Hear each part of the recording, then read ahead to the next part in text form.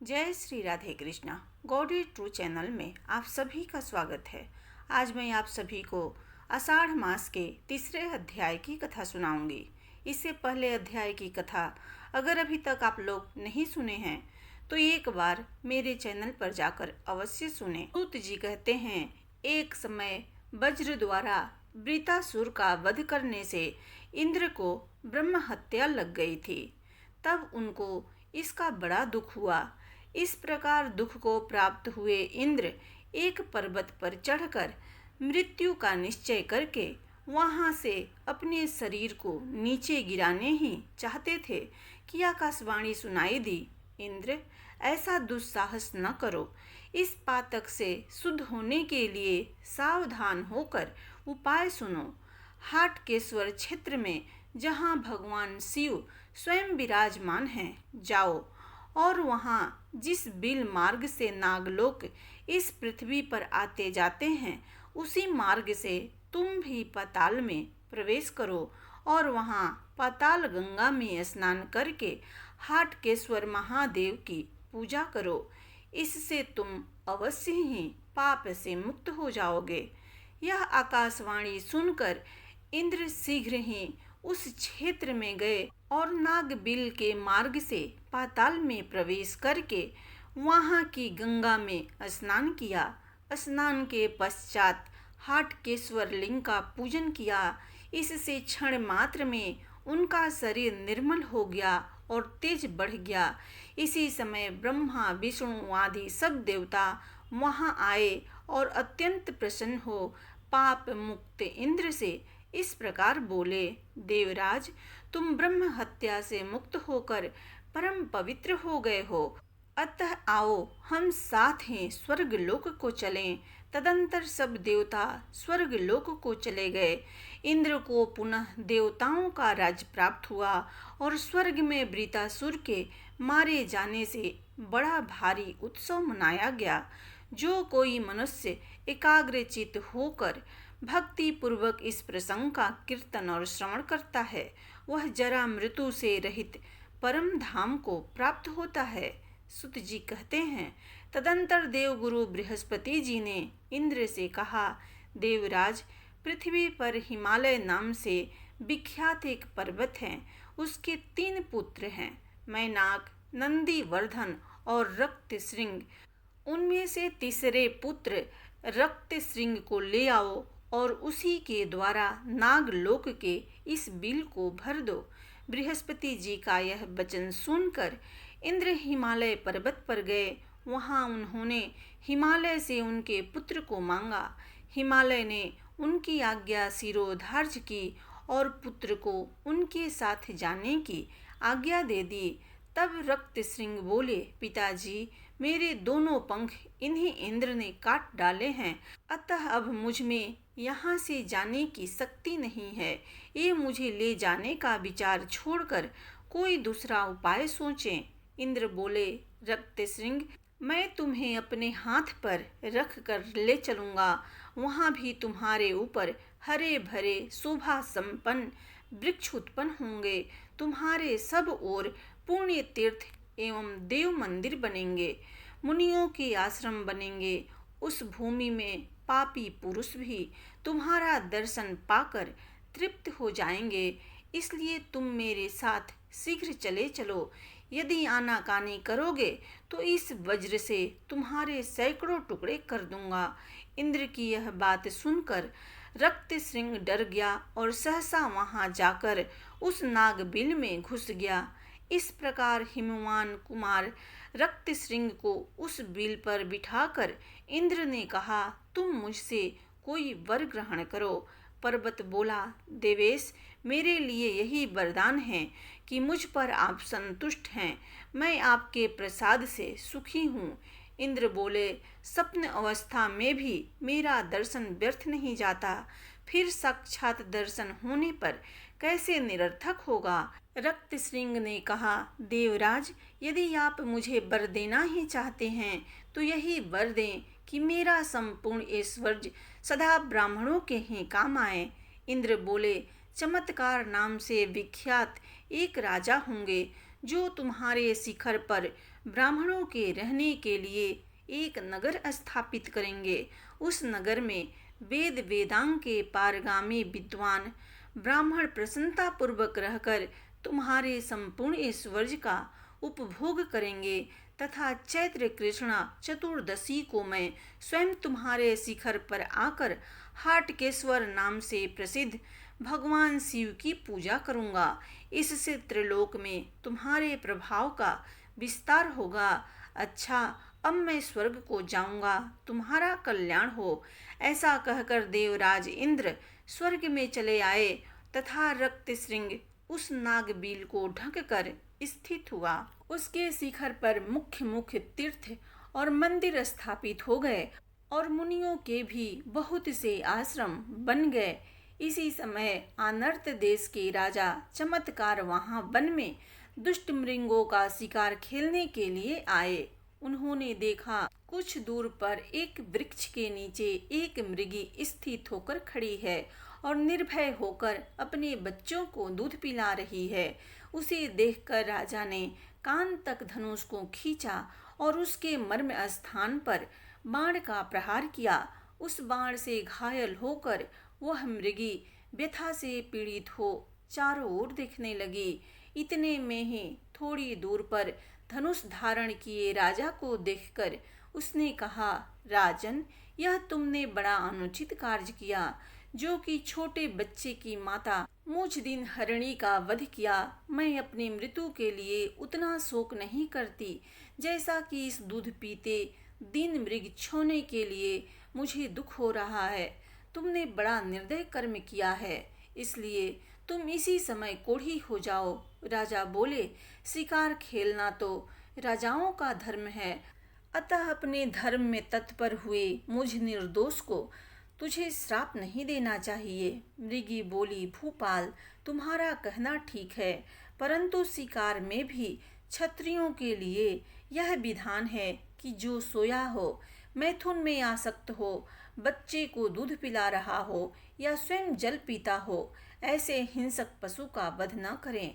उसका वध करने पर मनुष्य पाप से लिप्त होता है, इसलिए मैंने तुझे श्राप दिया है। ऐसा कहकर व्यथा से पीड़ित हुई मृगी ने अपने प्राणों को त्याग दिया और राजा चमत्कार भी कोढ़ी हो गए।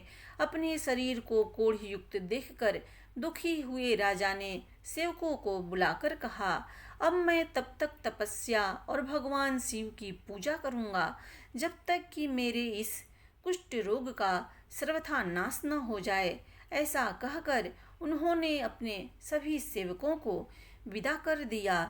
सूत जी कहते हैं, तदंतर राजा चमत्कार तपस्या में तत्पर हो भिक्षान का नियमित आहार करते हुए प्रभास आदि संपूर्ण क्षेत्रों में भ्रमण करने लगे, परंतु उन्हें कहीं कोई ऐसा मंत्र, औषधि या तीर्थ नहीं प्राप्त हुआ जिससे उनके रोग का भली भांति निवारण हो जाए।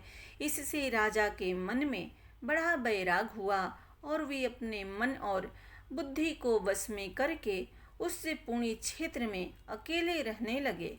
वे अपने आप गिरे हुए सूखे पत्ते चबाते और रात में भूमि पर सोते थे। मद और अहंकार तो उन्हें छू भी नहीं गए थे। तदंतर कुछ काल के बाद उन्होंने तीर्थ यात्रा के लिए जाने वाले बहुत से श्रेष्ठ ब्राह्मणों को देखा और उन सबों को विनीत भाव से प्रणाम करके कहा, विप्रवरों, मैं आनर्त देश का सूर्यवंशी राजा हूँ। मेरा नाम चमत्कार है। इस समय मेरे सारे शरीर में कोढ़ फैल गई है। क्या यहाँ ऐसा कोई देव या मानवीय उपाय है जिससे मेरा कुष्ठ रोग शांत हो जाए? यदि है तो आप लोग मुझ पर कृपा करके बतावें। तब उन दयालु ब्राह्मणों ने कहा, नृपश्रेष्ठ, यहाँ से थोड़ी ही दूर पर सुप्रसिद्ध शंख तीर्थ है, जो सब रोगों का नाश करने वाला है। जो मनुष्य रोगग्रस्त, काने, अंधे, मूर्ख, किसी अंग से हीन या अधिक अंग वाले, कुरूप और विकृत मुख वाले हैं, वे भी चैत मास के कृष्ण पक्ष की आदि तिथि चैत्र पूर्णिमा को चित्रा नक्षत्र के योग में वहां स्नान करके उपवास करने पर उसी क्षण रोग से रहित हो जाते हैं। राजा ने पूछा, विप्रवरों, शंख तीर्थ का ज्ञान मुझे जैसे हो और उसकी उत्पत्ति किस प्रकार हुई है, यह सब आप लोग विस्तार पूर्वक बतावें। ब्राह्मण बोले, राजन, पूर्व काल में इस पृथ्वी पर लिखित नाम से प्रसिद्ध एक श्रेष्ठ मुनि रहते थे। वे सिंडिल मुनि के पुत्र थे। उनके छोटे भाई का नाम शंख था। शंख भी अपने बड़े भाई की भांति धर्म शास्त्र के ज्ञाता थे और कंदमूल फल का आहार करते हुए सदैव तपस्या में संलग्न रहते थे।